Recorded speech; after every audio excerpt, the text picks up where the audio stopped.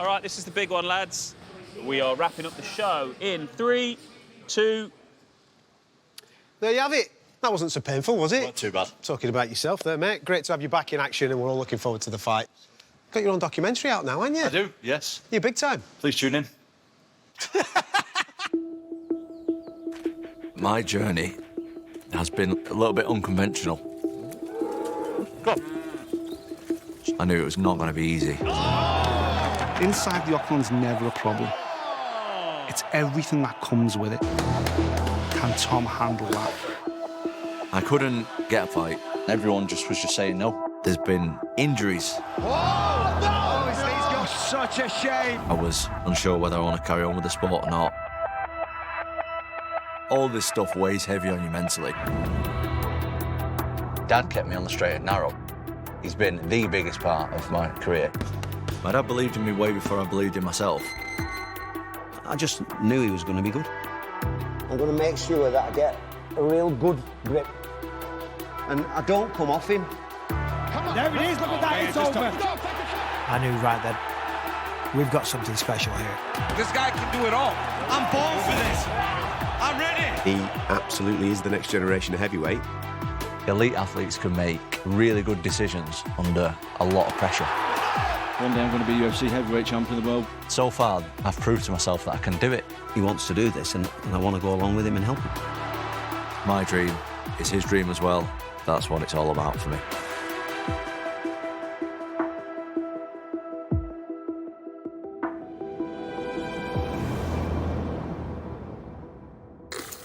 Well, is that camera very expensive? I think it is, yeah. I think that my journey has been a little bit different. Come on, Tom. Kill him. A little bit unconventional.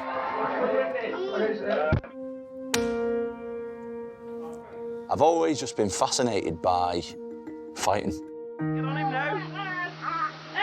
Don't know what it is. From a young age, I was just fascinated by the way people's bodies work. Go back to the floor, and sit up again. The way people game plan and strategy. Who wants to win more? I'm obsessed with it. I got into MMA because my dad was involved with martial arts. So as a way of spending time with my dad, I just went along to the gym. And coincidentally fell in love with mixed martial arts. Started doing jiu-jitsu when he was about 7 or 8. He always enjoyed doing it, and he always got better. I packed in my job when he was 12, and I just thought then he could be really good at a sport.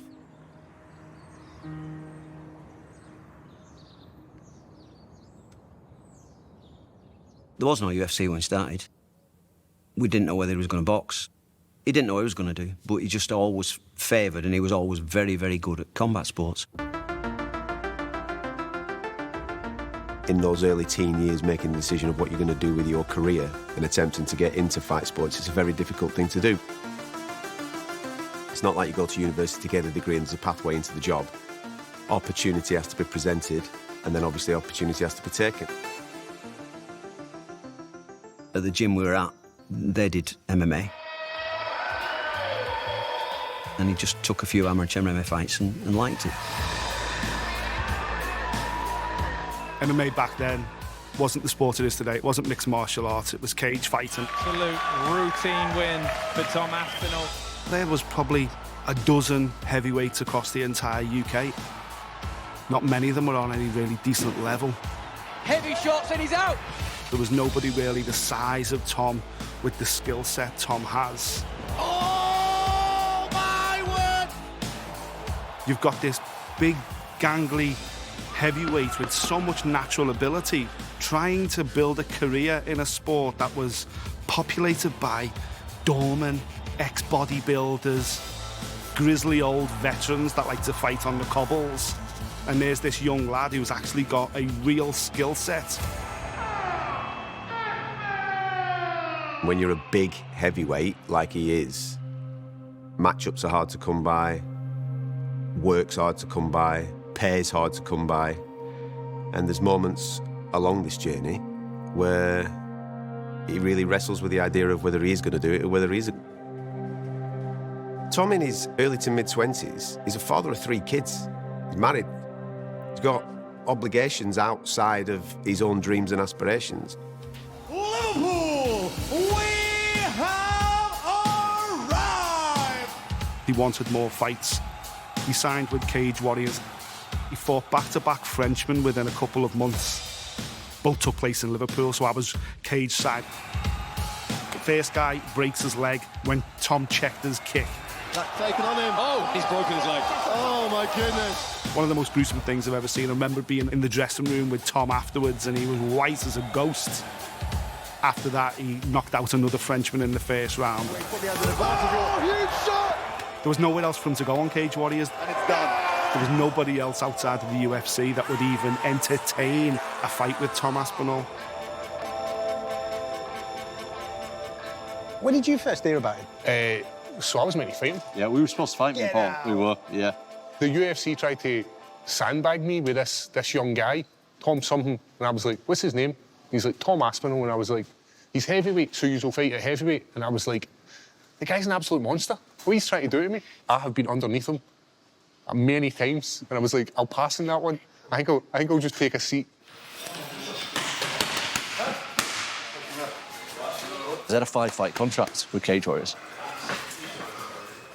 They tried matching me with like 5 different guys, and everyone was just saying no or pulling out. They were just like, look, we're just going to have to release you from the contract. You're going to have to go to the UFC, so I had no choice. I mean, obviously I was relieved that the UFC wanted me, but at the same time I wasn't sure I was quite ready. I believe I first became aware of Tom and how good he was in the middle of the pandemic, COVID, Fight Island. So a special moment for the UK's Tom Aspinall, who makes his UFC debut. My first fight was in the pandemic. It was a really unsure time for everybody involved. To have nobody there, it was kind of weird, especially fighting abroad for the first time. It was just a bizarre situation. Round number 1. Tom, you ready? Jake, you ready? Have fun, gents. Round number 1. Oh, very, very quick for a heavyweight. Oh, what a finish! That's it! Wow! Knockout for Tom Aspinall in his debut! When I saw Tom, when you saw the size of him, how precise, how fast and powerful he was, straight away I knew that the UFC had something special on their hands. He's not getting up. Beautiful finish from Tom Aspinall. I think when I got that win, that was just like pure relief. So I felt like now it was time to take the next step.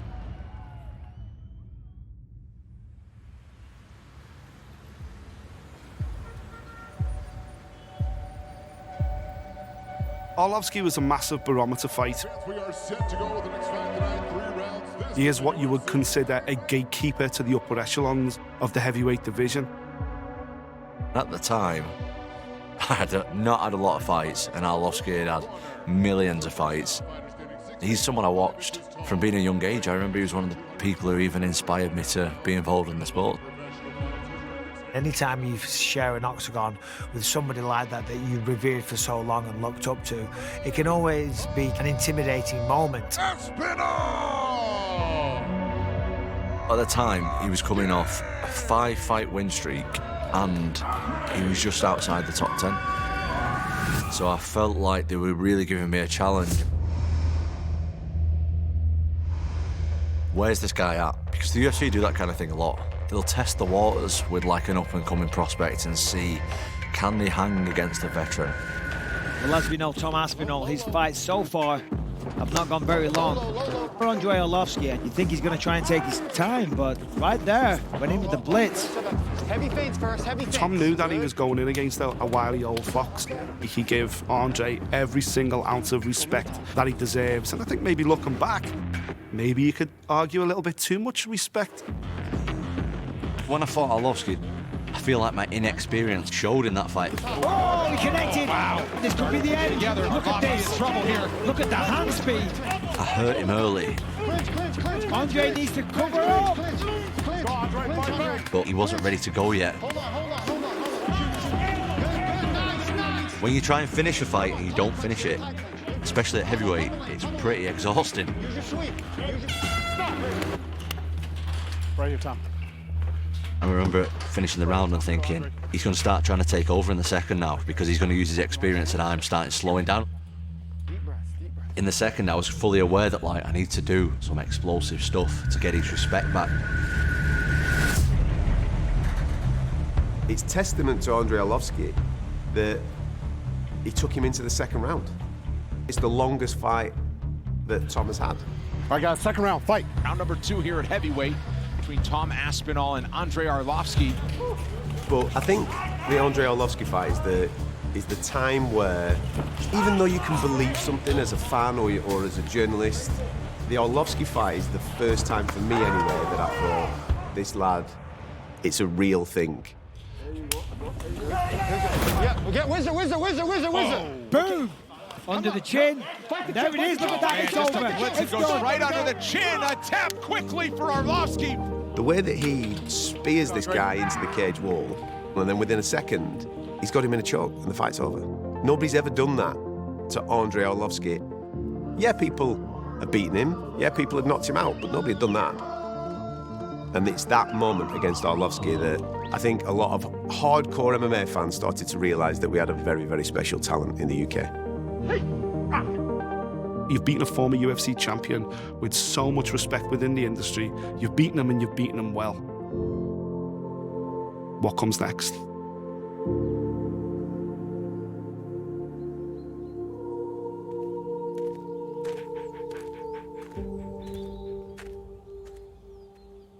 I've been living in this kind of area for all my life.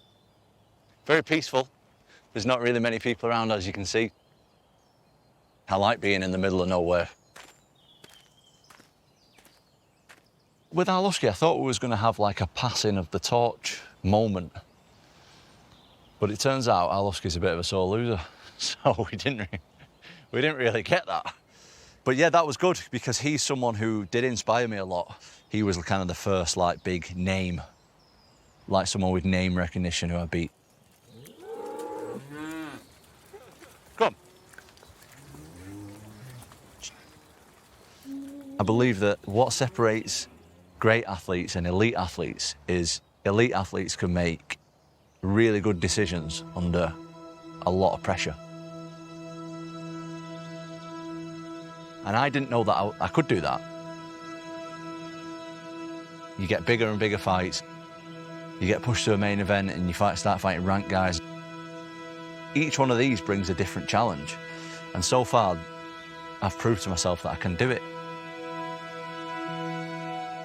I know for a fact that not everybody can do it. I train with so many guys who are amazing in the gym, and then they get to a fight and they just freeze up and can't do the same. I'm not like that. I think I'm elite.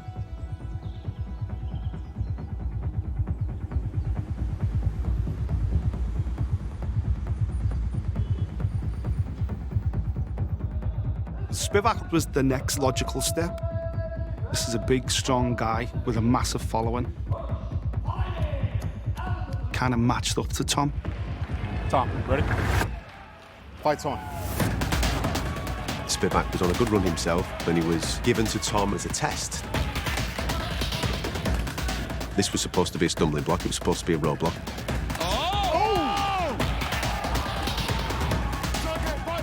But it wasn't to be. Tom Aspinall, still all the rage! Wow! What a moment for the budding heavyweight contender! Wow! Told you. And you're faced with an opponent that is equally as physically gifted as you and the biggest level in the sport. Having the mentality to deliver that kind of finish, I think that immediately set Tom out as a future champion. When you're a lad from the northwest of England who's had his family supporting his dreams, paying his way in life, it must have been soul-destroying for him to train so hard to get in the UFC, but not yet be taking home the kind of money where you can say to everybody, right, I've got this now. I'm in control of my destiny. Declaring the winner by TKO, Tom Aspinall. So that bonus from the Spivak fight was absolutely gigantic for him.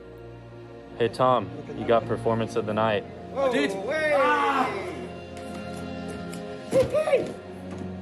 Yes. Did I really?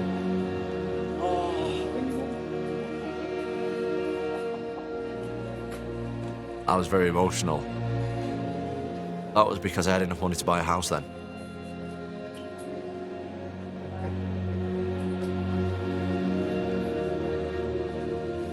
And I really, really wanted to buy my own house. That was massive for me. You could see it all in that moment. That release of emotion. It's life-changing.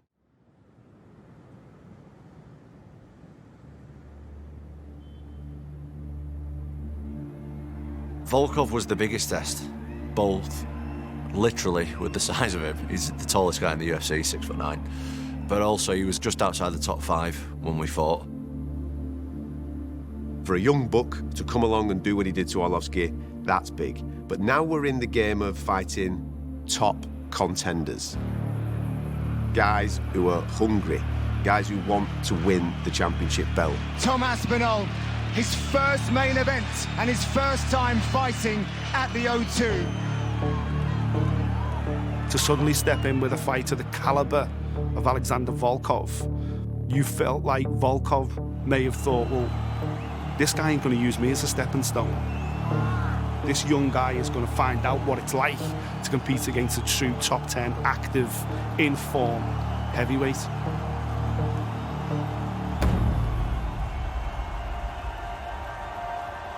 You just don't know how any fighter's going to handle that.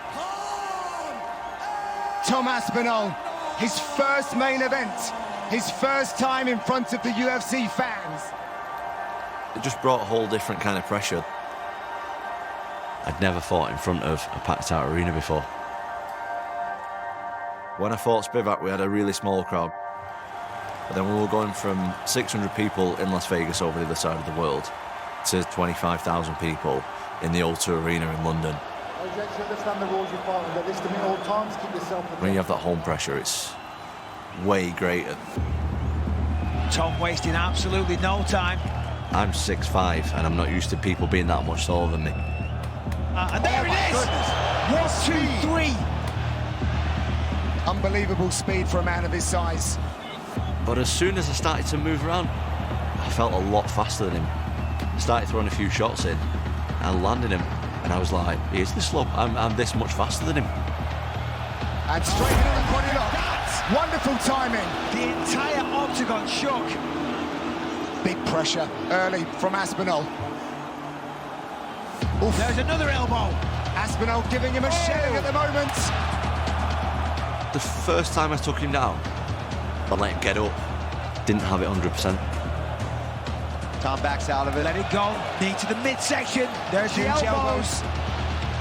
Nice job by Volkov, though. Still have 2 minutes in this first round. Oh, bit of a sled. The slip against Volkov, that can happen to anybody. You know, you can hear the gasps around the entire arena of, uh-oh, worst case scenario, it's happening right now. But Tom Aspinall is the most rounded finisher in the whole UFC. The minute the opportunity presents itself, he will take it. Oh, wow. Unbelievable head movement by Aspinall. That's how you do it. So technically good. And now this is trouble. Straight arm lock attempt here from Aspinall. Yes! He's done it!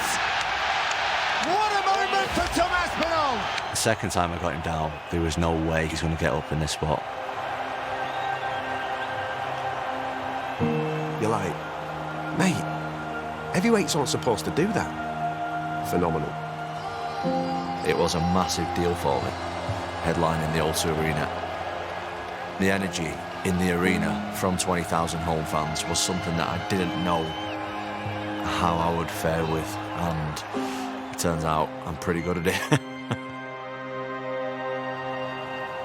It was a moment that I'll not be forgetting anytime soon.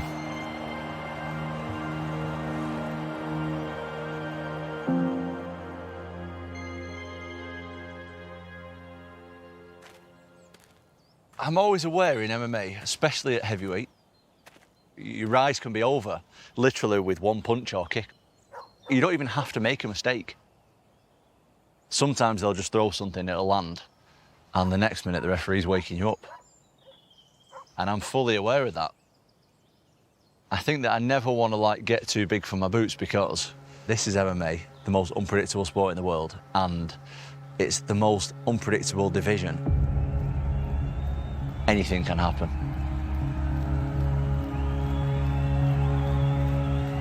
I had no worries going into that fight week. It didn't feel like Tom had any worries.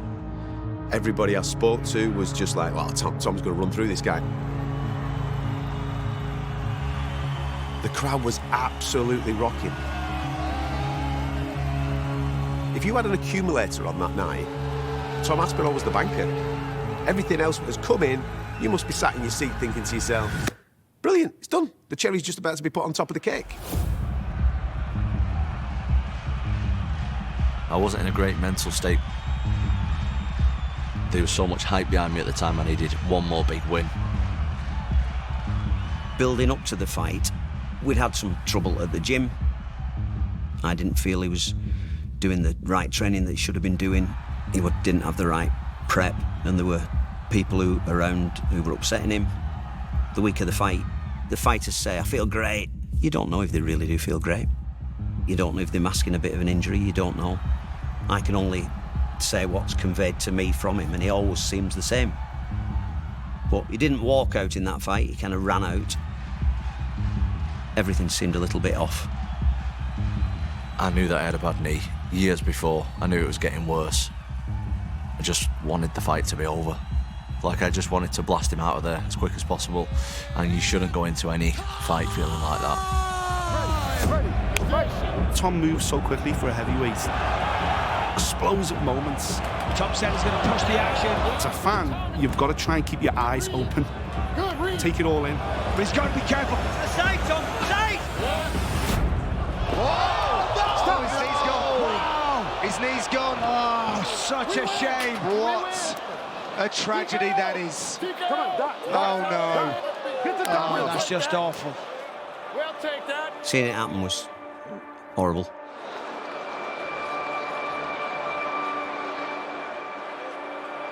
He's my son, and I want to look after him as good as I can. It's not well done.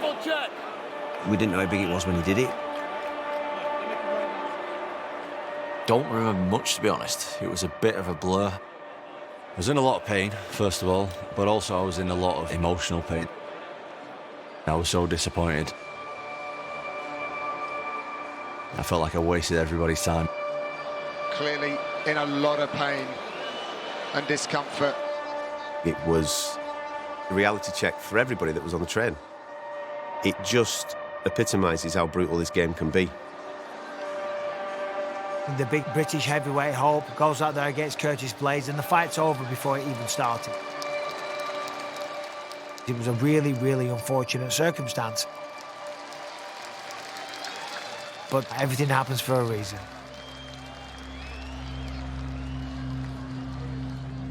Tom Aspinall is absolutely heartbroken. It was by far the toughest part of my career, by far. Went to see the surgeon straight away. I bend it up, I rotate it. Oh, that's not great. Not great. I don't. Oh, that's. And that's when he told me the diagnosis of a torn MCL, a torn cartilage, stretched ACL. Let me show you what we were seeing. Between the two bones, the femur and the tibia, these C-shaped things are menisci. Yep. So you've had some of that trimmed up, but it may be that you've got a tear that's just in and out of the joint, jamming it. Massive injury and absolutely massive surgery. I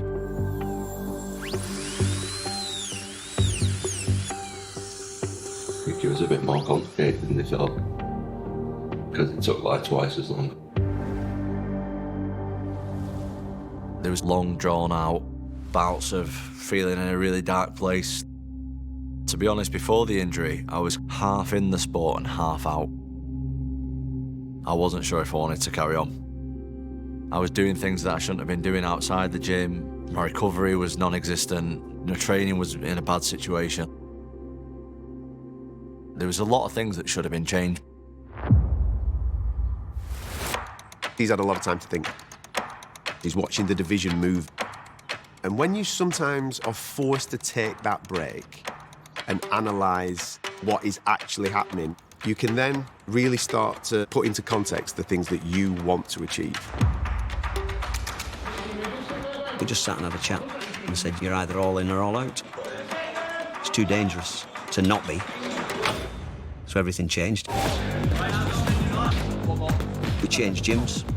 We got better sparring partners. We had to do it 100% right. He knew that he could go further. I treated the rehab process like a training camp. Rebuilt myself mentally and physically from the ground up. Come on, Ben! Come on, Ben! It felt like, I'm going to show you. I'm serious now.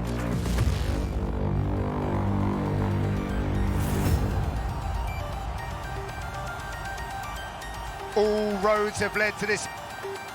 The return of Tom Aspinall against Marcin Tybura. Before Tom was a predator. Post-surgery, he became an apex predator. He goes out there now to do nothing but completely destroy his opponents in front of him.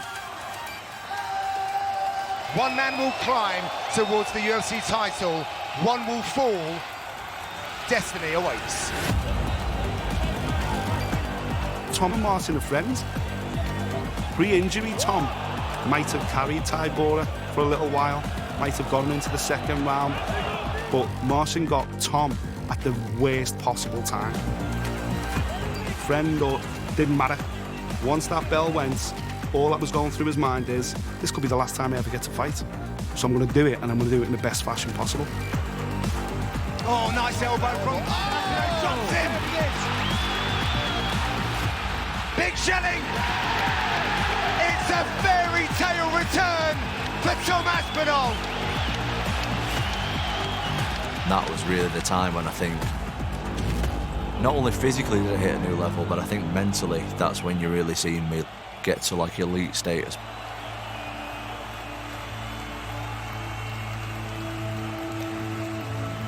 I say it all the time to fighters, have a thing in your head of what it is you want next, because when Michael Bisping or Daniel Cormier has that microphone and he sticks it in your face, make that moment count. John Jones is the heavyweight champion of the world right now. When do you think you would earn a shot at that man? Give me that microphone, Mike Bisping. I'll tell you exactly what I'm going to do. I'm going to go to Paris. I'm going to be sat front row for Cyril Gane against Sergey Spivak. I'm going to beat the winner, and then I'm going to beat John Jones. When you're calling for someone like John Jones, when you're calling for the greatest of all time, you heard the roar. The minute he said it, 20,000 people in that arena went crazy, and I guarantee there are a few million people worldwide that got goosebumps thinking to themselves, this could be the guy that dethrones John Jones. For Tom Aspinall to be thinking this way, that he's going to be a champion, and to verbalise it and put it out there to the world that this is his destiny. People that don't have dreams, people that are small-minded, they'll scoff at that. We're taught to be humble, we're taught to accept our lot in life. I think that's a flawed belief system. I think people need to dream big.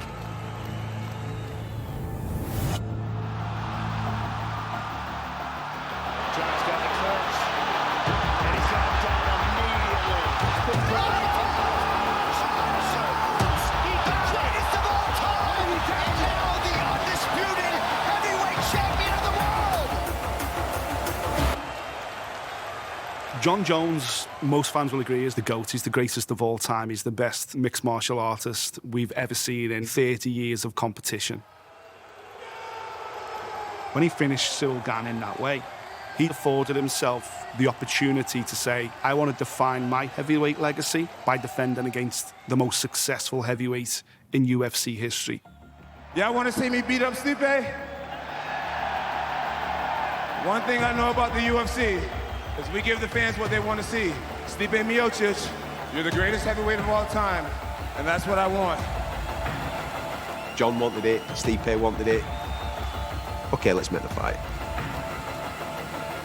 Madison Square Garden was the destination. It didn't materialise. Let me set the scene for you. It's like 5 a.m. and I can hear my phone vibrating. I'm like, who's this ringing me at this time? And it's Hunter Campbell. I'm waking you up, aren't I? All right, so here's what I got. John Jones blew his shoulder. He's gonna be out 8 months. So this is between you and I. I'm gonna probably announce it shortly. You and Sergey Pavlovich are gonna be fighting for the interim title, Madison Square Garden. It's like, right, okay. The next day I sparred. I just wanted to see if I had 5 rounds in the tank. 3 rounds in, pulled my back.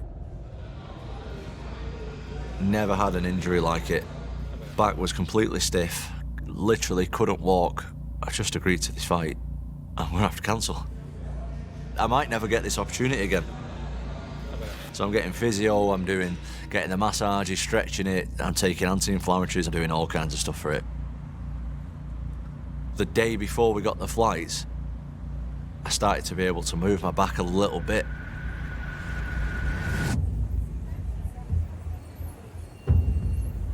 Madison Square Garden. It was the home of the fight of the century with Muhammad Ali. No heavyweight's going to turn that opportunity down because it may never come again.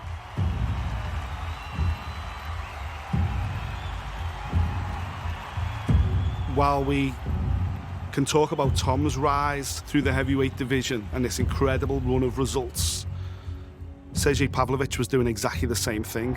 Pavlovich hits like a monster. Oh, how about it, Sergey Pavlovich? And in fact, Pavlovich took full advantage of Tom being away. So it was Pavlovich that was the leading contender outside of John Jones.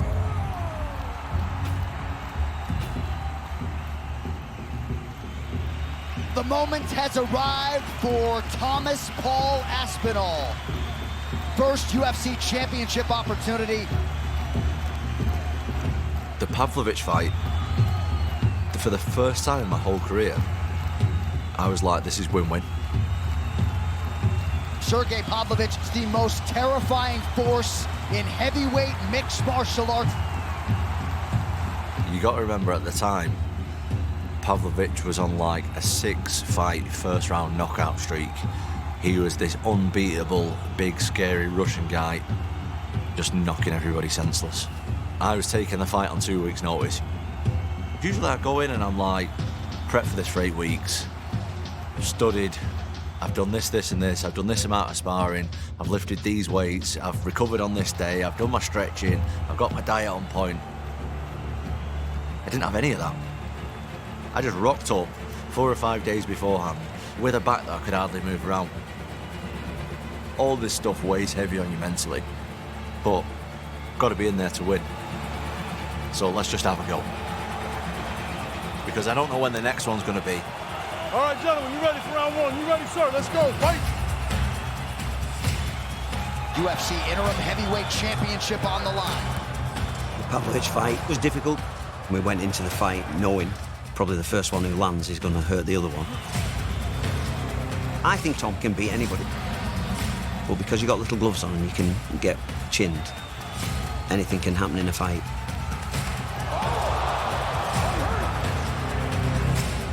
Everything was pointing against him. But even when everybody on the planet is telling you it's going to go in a different direction, he just has this aura where you don't doubt that he could actually pull this off. When you're naturally good at something, that muscle memory comes in. He's spent a lifetime doing this. This is who he is. This is what he's been built to do.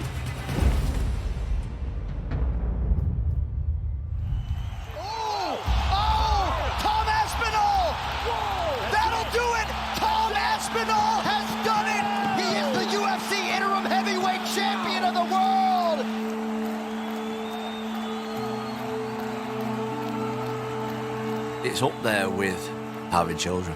It's as close as it can get to that. For me to pull it off in them circumstances, I think that was more relieving than anything else. It was an amazing moment for British MMA. It was an amazing moment for England, for fight fans. To see another one of our own realise all of his dreams and become the champion of the world. Because it's all the hours and all the sacrifice that people don't see. That's what's coming into fruition right there and then. You know, that's where the emotions come from. To believe in yourself and not go after other opportunities in life. To become a professional fighter, to dedicate the amount of time that it takes. It's a lifetime. And Tom was able to make it all pay off. Declaring the winner by knockout, and now the new UFC Interim Heavyweight Champion of the World, Tom Aspinall.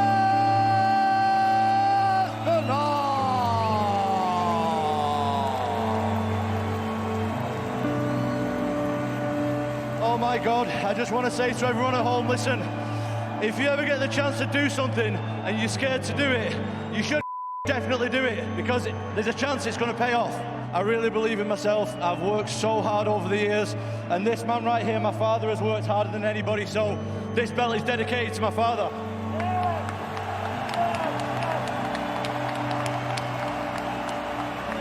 We've got to remember in those dark moments in his teens when he's not getting the work, where we don't know where the career's going, whether he is or whether he isn't going to be a fighter.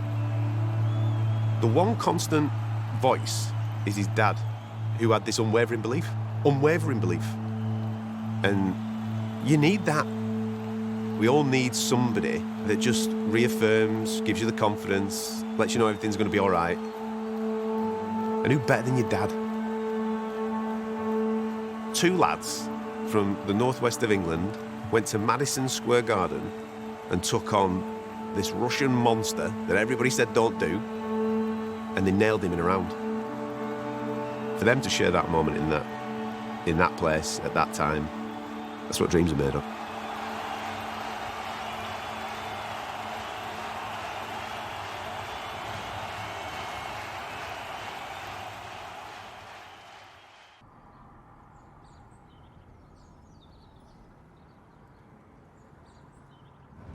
I like my car. I'm getting a van, actually. Getting a van next week. Mercedes V-Class Merc, the big one. They're like 9 seats, aren't they? I've got like 3 dogs and 3 kids. It's a lot squeezing them into like a car like this. Dad kept me on the straight and narrow, definitely. He's not, I can't even say he's been a big part of my career. He's been the biggest part by far, barring nothing and no one. When I was really young, when I first started training and stuff, all my friends were into like football and rugby and stuff, and I wasn't really into that. So I just found that I had a lot of free time after school. And my dad was always going out to the gym training and doing stuff like that. And he was always like, do you want to come? I was like, well, I'm not doing anything else. I might as well go and spend a couple of hours with my dad at the gym. Here and drive him back this way. I can try and, as I get him back this way, as his head's turned, I'm going to make sure that I get a real good grip. And then I put my whole body down on the back of his arm, and I don't come off him. I personally knew he was going to be good.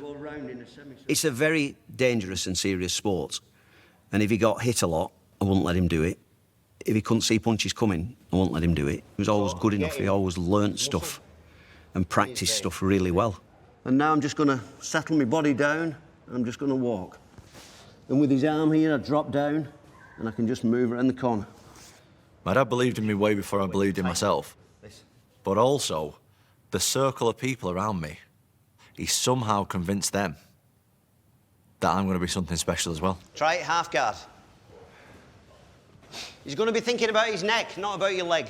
It was almost like a foregone conclusion, like, this kid is going to be the next big thing. Yeah.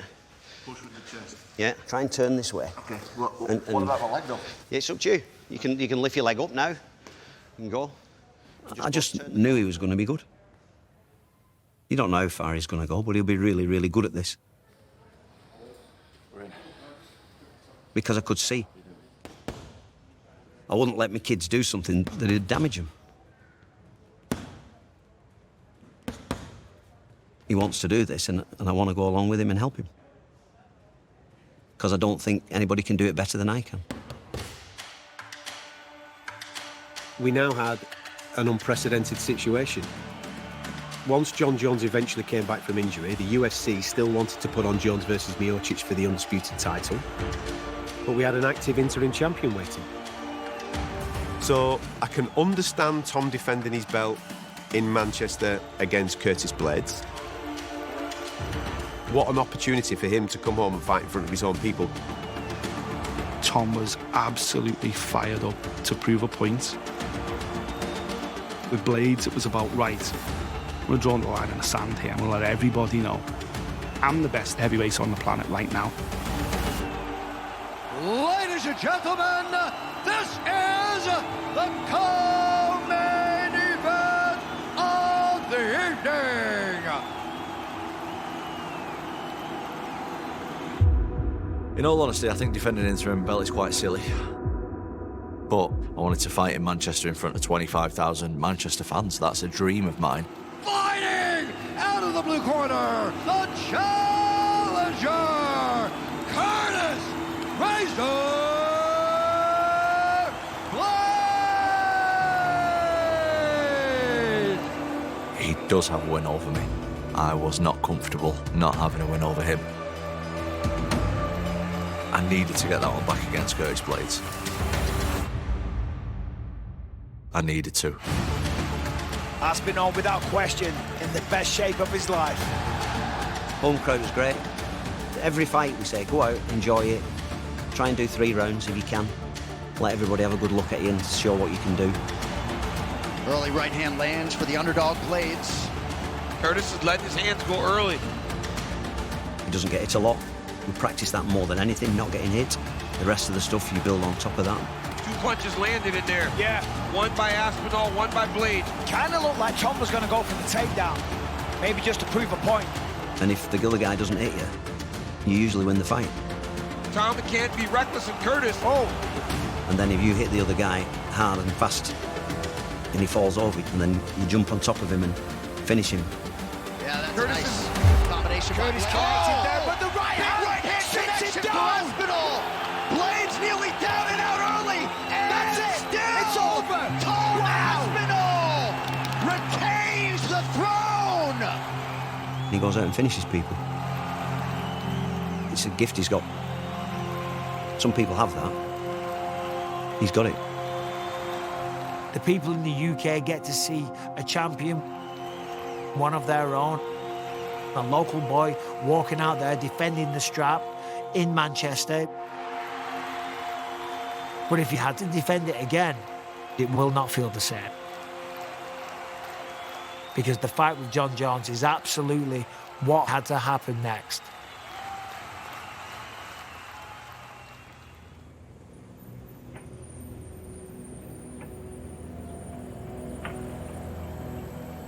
There was a real understanding of how big Tom Aspinall had become in the fight week for John Jones and Stipe Miocic. What's up, guys? How we doing? Doing well. You okay? Good. How's it going? I'm good. How are you? Doing all right. Good, man. Good. Have a seat, sir. I'll you guys in, but... Hey, I'm not going to do this interview. You don't want to do it? No, because it's going to be an Aspinall Fest. I'm not going to. Come on, let's go. I was a little bit upset in the moment. Of course, there's going to be a line of questioning about Tom Aspinall to John Jones, given the fact that he's the interim champion and you're the heavyweight champion. I'm not going to sit there and have Aspinall Fest with John Jones. What's up, New York? Thanks for coming out today.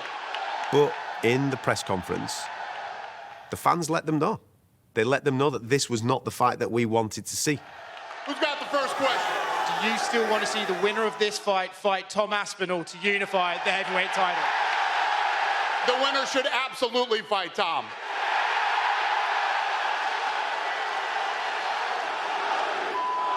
What are we talking? Who's got the next question? Knock it off. And Johnny Bones is looking sharp as attack here early on. Oh, we heard a heel. Right to the body. That's it. And That's it. still, how good is Johnny Bones? How good? Wow. Once that was out the way, the only fight in the heavyweight division was John Jones, Tom Aspinall. That's who's got to fight each other. There's been all this talk about the future, whether or not you would fight Tom Aspinall, whether you retire after this fight. I have some conversations to have with Dana and Hunter. We have some negotiating to do. And if everything goes right, maybe we'll give you guys what you want to see.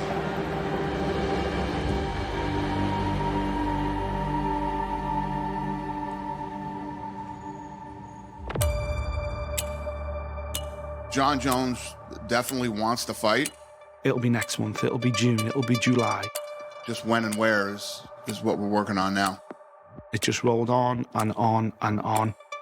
No, John Jones has been doing anything but accepting the fight. He's been living his best life. He's been out in Thailand. He's been riding around on motorbikes, sniffing people's hairs, having a good old time, drinking beers, enjoying himself, but not accepting the fight with Tom. How's he taken sort of being on the sidelines for a bit and having to wait a while for a fight? Do you know something? Surprisingly well. Yeah? He's happy to wait. Doesn't matter how long, he'll keep waiting. In fact, he's on his way here now. You can ask him yourself. To have to wait to realise his dream because of somebody else was incredibly frustrating for him. A more mentally taxing year than the year he spent out injured. There's no way on earth that he's going to fight me. Not a chance. I will retire John Jones without even fighting him. John Jones called us last night and retired. John Jones is officially retired. Tom Aspinall is the heavyweight champion of the UFC. What a crazy way to announce the fact that the greatest of all time is now moved into retirement. What a crazy way to be upgraded to undisputed heavyweight champion of the world. That's not what the UFC is. The best guys fight the best guys. The champions always step up. They take on the #1 challenger. For me, it would have been a nice scalp. John Jones wanted none of it. Look, there's nothing I could do about that. If he doesn't want it, there's nothing that I could do. I wanted to be the UFC heavyweight champion. I am the UFC heavyweight champion. Now the reign can begin properly.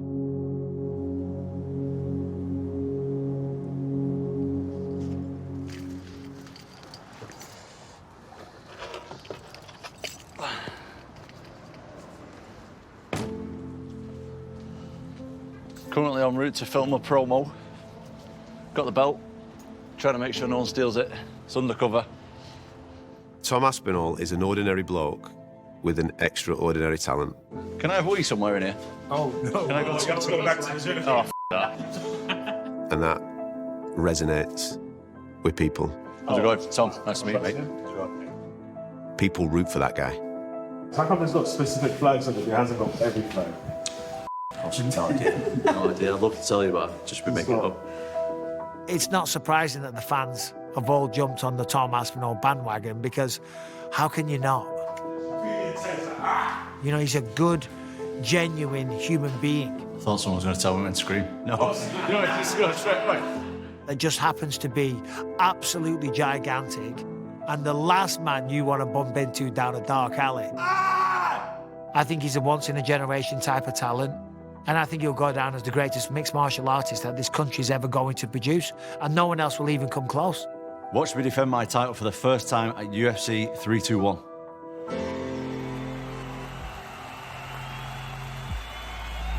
The biggest fight of your career is always the next one, and Gan, just a really skilled operator. Oh! It's concussive by Cyril Gane.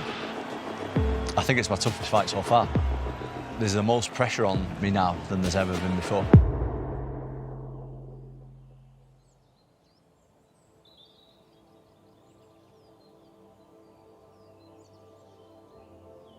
It's MMA.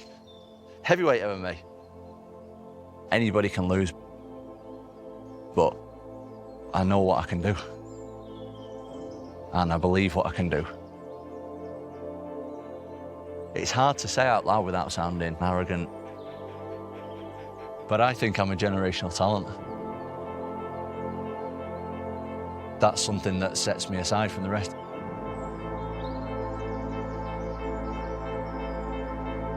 I've dedicated my absolute life to it. It's skill for skill, I'm better than anybody else.